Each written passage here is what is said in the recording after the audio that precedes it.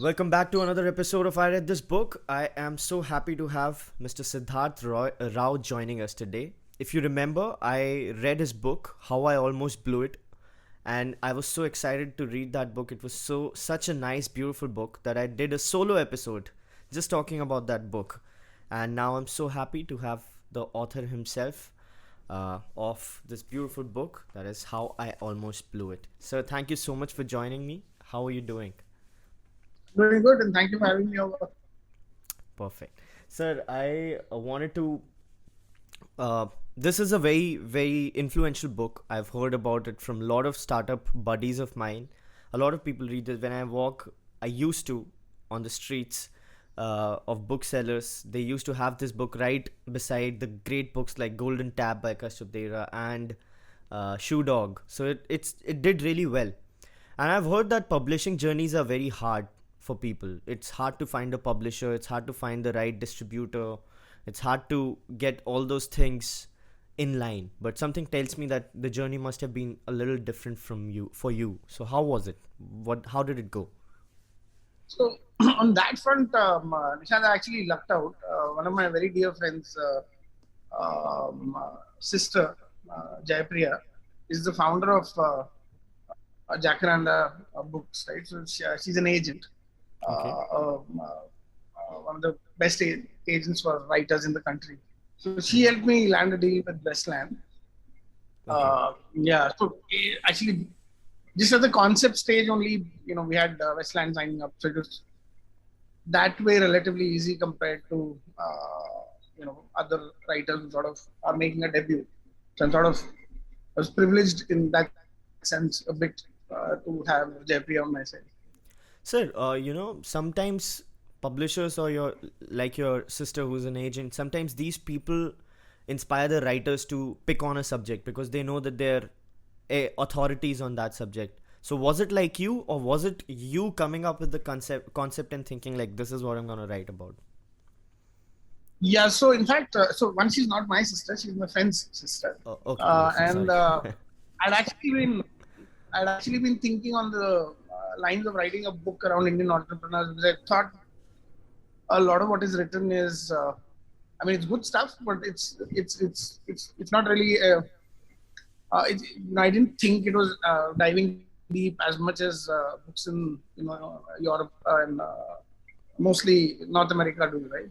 Mm-hmm. And it was easy to sort of, to be honest, do this also because I knew half these people, during as peers during my sort of journey of building Webchutney since '99. Some of Mm-hmm. them, of course, I was thrilled to just get introduced to and meet them for the first time and sort of jam with them and have like a freewheeling conversation. So I think the entrepreneur to entrepreneur context sort of probably helped a lot, right? Yeah. All right.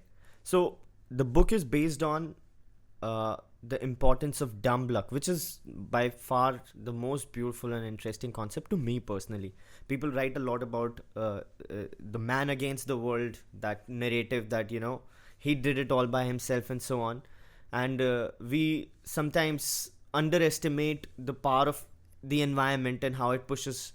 But your book was essentially focused on the man being pushed by the environment and how he almost blew it and could get back because of dumb luck. This is not something that people are generally very comfortable talking about, sir. That how dumb luck helped them. So when you started talking to your friends and the people you were thrilled to get introduced to, how did they react to this? Were they comfortable talking about this? Because this is a pretty vulnerable state. See, I believe entrepreneurs are generally, at the heart are fairly humble human beings, right?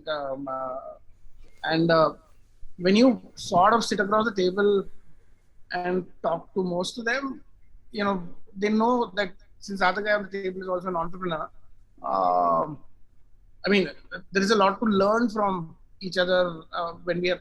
Forget the context of the book, right? Even some of these guys are have been my mentors in many ways, right? So at various times of not just Web Chutney but building other businesses that I've been involved in, we've gone through some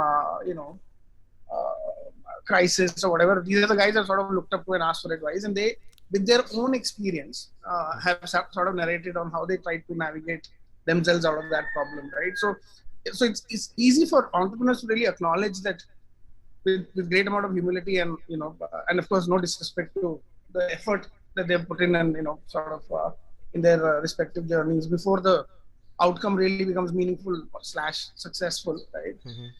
It's easy to sort of get that information out, right? It's just that I think the media generally, because it's busy portraying all these guys as like you know much like you said, David versus Goliath, and their grit, guts, glory kind of story. So I think most of the time this part of the conversation never comes up, right?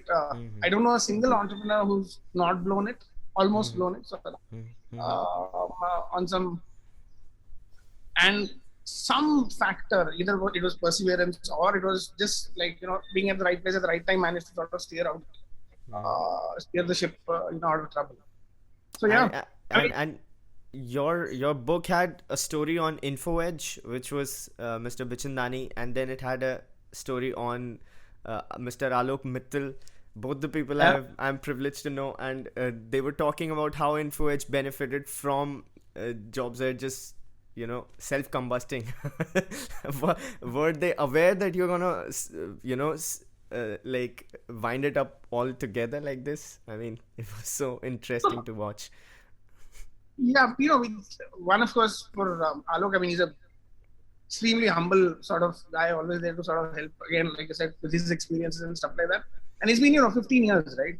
So when I actually reached out to him, saying, hey Alok, I want to can I have you in my book and stuff like that, he knew that I'll probably end up asking the hard questions. And the beauty of it is, I think he replied to me immediately, almost saying that it's been 15 years, dude. I'd be so much more glad to talk about things, because now there is enough water that's flown under the bridge, and he's been a successful VC, and then now he's of course going in defeat and stuff like that. Yeah.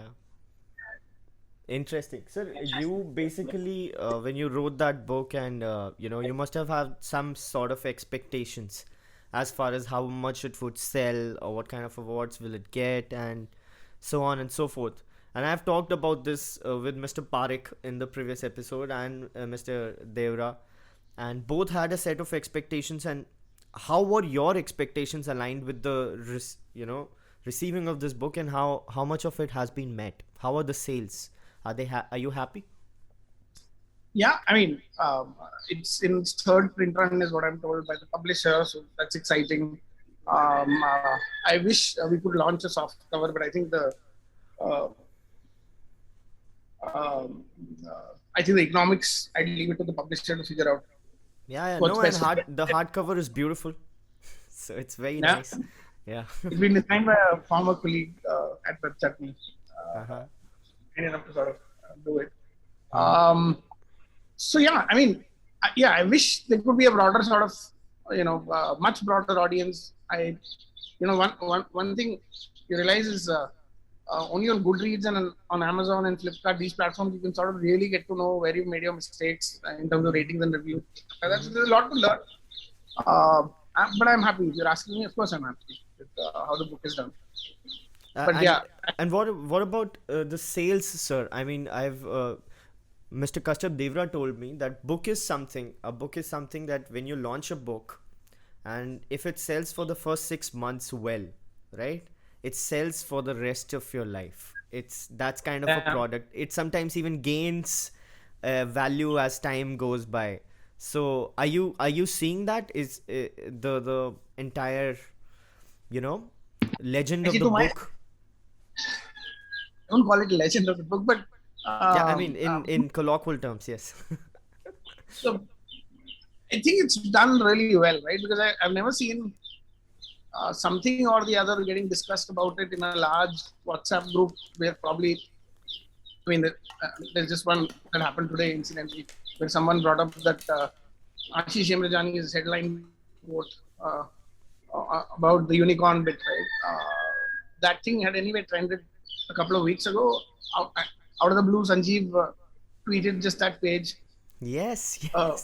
photograph of that page, and that's how I guess you got in touch with me, sort of a thing, right? And Yes, yes. So yeah, that's how I got in touch. I replied to Mr. Bichandani's tweet, and then Miss Oindrilla, shared my tweet, and on the reply to that tweet, I said, "Hereby, I request Mr. Rao again," because I had requested you on LinkedIn as sorry, well. this is But the first yeah, time. so interesting. So you think you're very happy with the whole concept and how the book has picked up. Sir, I want to.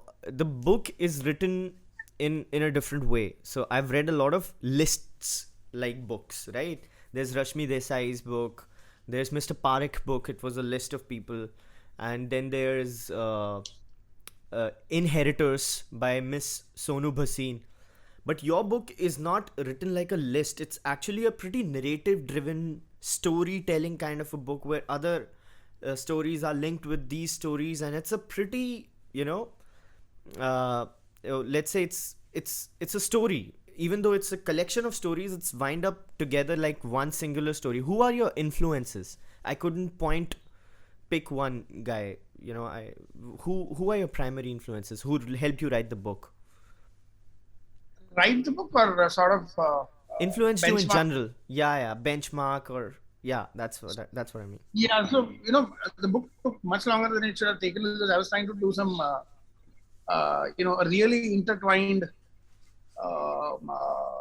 bunch of intertwined stories between some of these companies that they competed, right? Like Rediff, Sifi, uh, uh, and another one, this Times of India. At one point, were in the phase of portal wars, right? I mean, they're sort of defining who's going to be the AOL or Yahoo of India, Yeah, right? yeah. And then there was this entire phase of classifieds wars, right?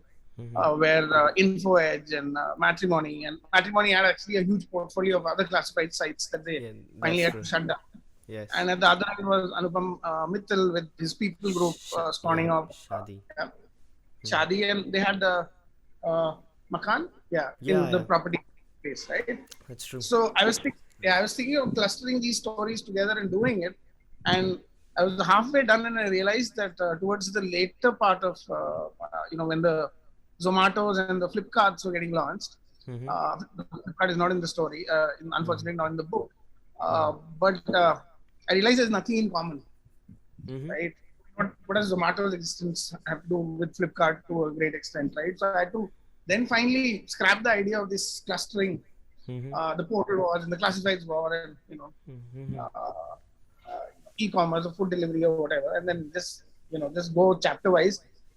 I think there, I'm forgetting the name of the book, but it was about Airbnb and Uber story intertwined in some way, whereas obviously they're not in the same space, but Yeah, the they're all platform the same wars. thing. Yes. Yeah. Was it? Okay. Yeah, but Yeah. something that deeply inspired me. But obviously, I'm not an investigative journalist, or you can't do that kind of hardcore stuff. But Tim Ferriss's book formats actually, and I call myself a lazy writer because I really didn't have to do much hard thinking in this. Right, just understanding these successful stories of these successful entrepreneurs and just narrating them. Right, it's not. Mm-hmm. There's no my view really. If you see in that story, right, I'm not judging. I'm not. One of course, not at all in my. I'm not. It's not my weight class to be judging these world class entrepreneurs, but so mine is a lazy book, right? If you really see, it's not you know it's not like that book Hatching Twitter by Nick Bolton or whatever, right? So this is more like how Tim Ferriss does his books, na? So Tim Um, uh, Ferriss, can you name a book of his? I'm not being able to catch it. Tim Ferriss. Tribe of Mentors, Okay. Yeah, I get it. there's another one which is very similar to that. Uh-huh. Then that 4 hour work week, he Yeah, started with 4 hour that. work week. Okay, all right, Yeah, all that right. was the intention. That was his experiments and his Uh-huh. story. But if you Mm-hmm. see Tribe of Mentors, it's basically great advice that he's got from some spectacular people.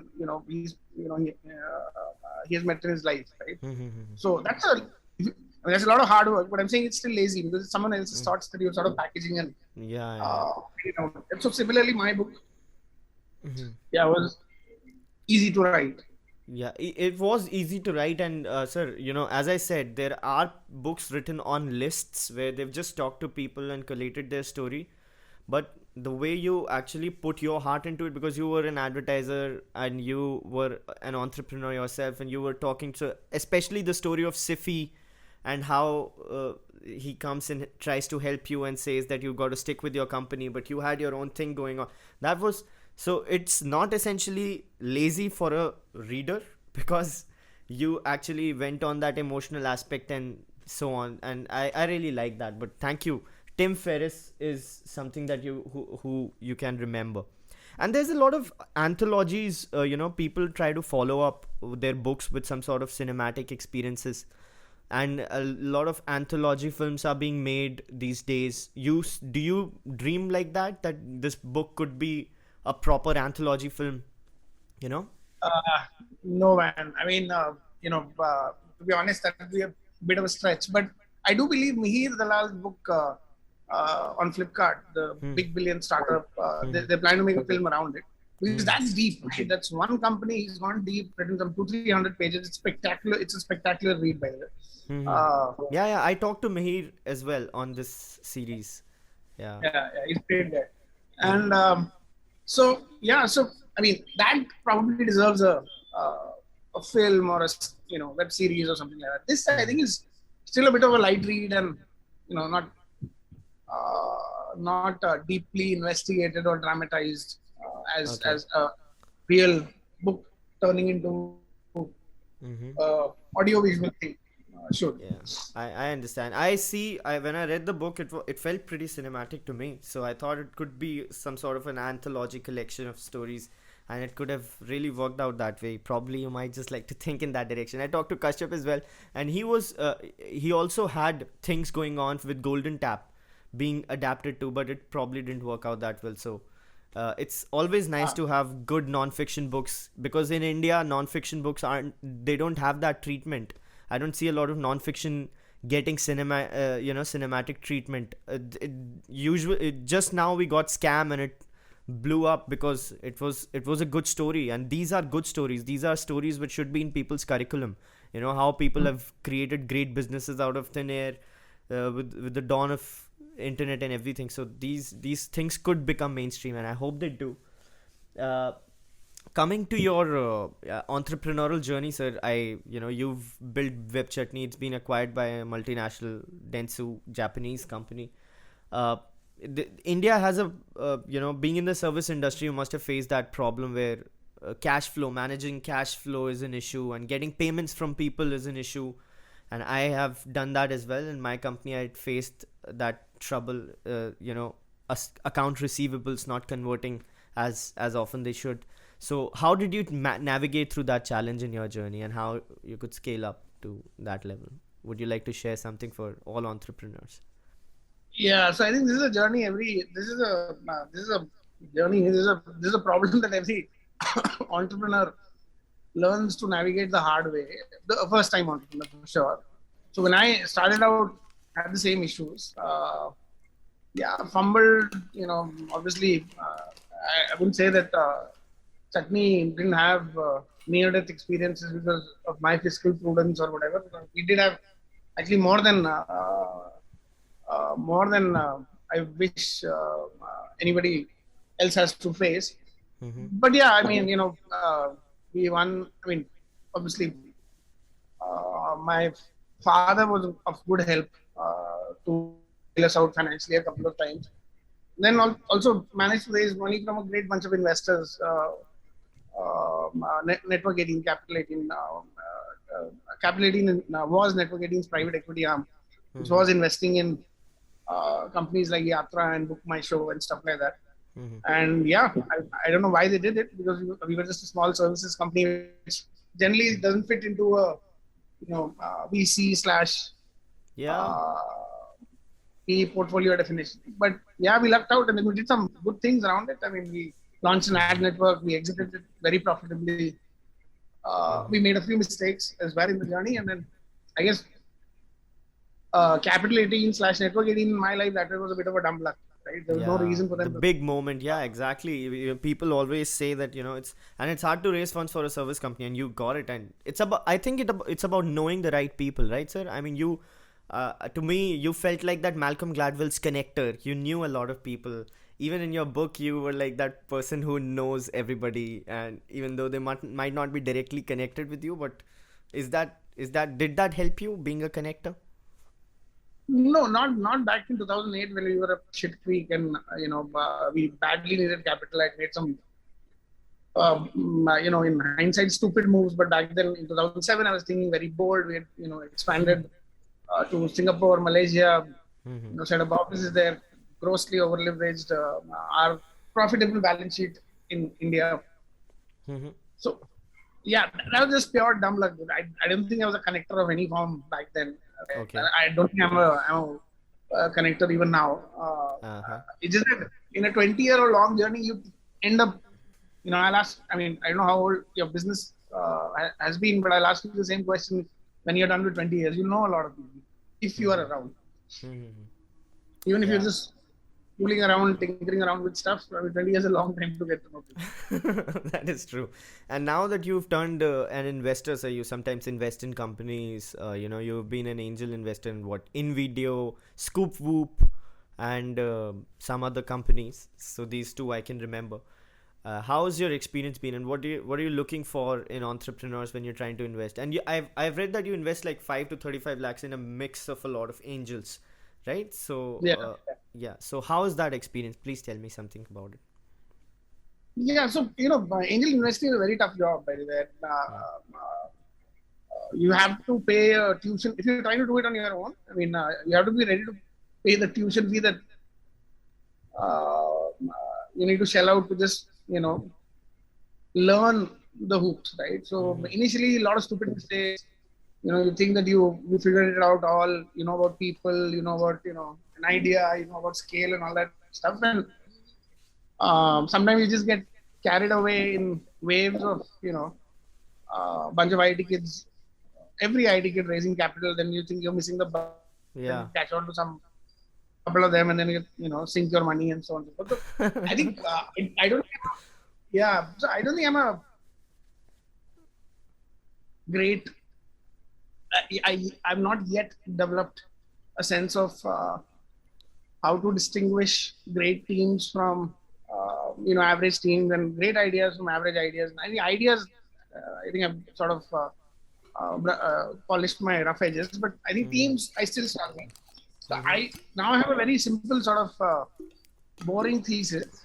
Either I should know that person for a very long period of time, and I should have worked with him, or sort of, or at least been a part of his journey in some way or the other, Mm-hmm. or it's a brilliant bunch of angel investors, and there are plenty in India Mm-hmm.